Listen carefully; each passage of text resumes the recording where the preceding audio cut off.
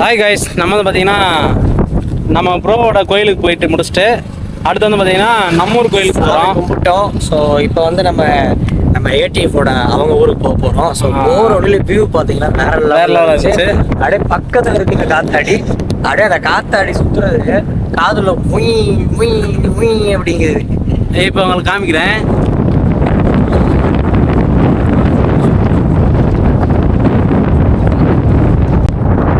கலைப்புறவே தூக்குது காசு.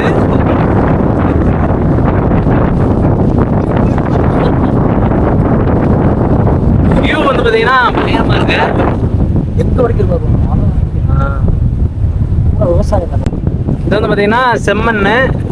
இந்தியா, இது பாகிஸ்தானுங்க.